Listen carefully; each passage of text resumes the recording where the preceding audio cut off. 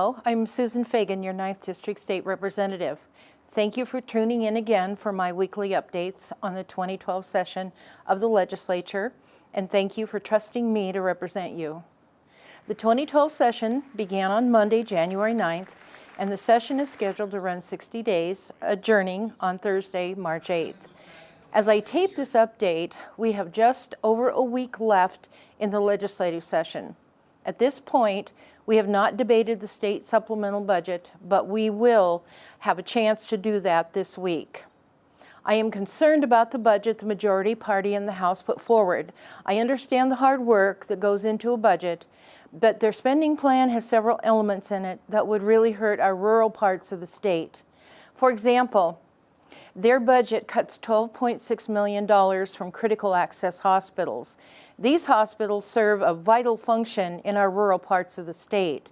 When a major hospital is too far away, our critical access hospitals serve as our emergency rooms. These critical care facilities save money by avoiding long ambulance and helicopter trips to major hospitals, but more importantly, they save lives. We rely on these healthcare options in our communities and believe we should protect them so they can continue to serve the needs in our rural areas. I'm also concerned about the plan to delay payments to our schools. Our colleagues across the aisle propose to shift 1 month of levy equalization and apportionment payments into the next budget cycle. This means $405 million in delayed payments to our schools.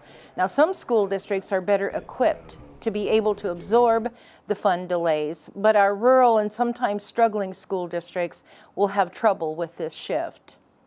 I commend the majority budget leader on House Ways and Means for at least moving a little closer to some of the funding priorities we had in our House Republican budget. For example, during the committee process on the House Democrat budget, we were able to convince the majority party to restore funding for long-term care volunteer services. They also restored some public safety funding to ensure community supervision for offenders.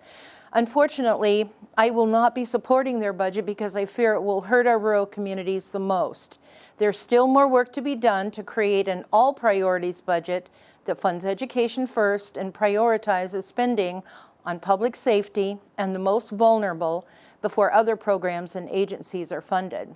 As you know, I continue to do battle with the Department of Ecology over its proposed stormwater monitoring proposal for Eastern Washington. I believe it relies too much on what ecology demands of Western Washington, where rainfall is double, triple, and even much more than that occurs in our part of the state. You can view a side-by-side comparison of the House Republican and House Democrat budgets on our website, and I would really welcome your feedback. Your comments and opinions are very important to me and continue to help guide my decisions on the session's critical issues. I encourage constituents to subscribe to my weekly email updates by logging on to my legislative website.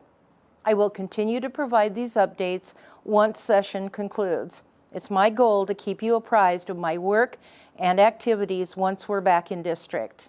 I'm Representative Susan Fagan. Thank you again for allowing me to serve you.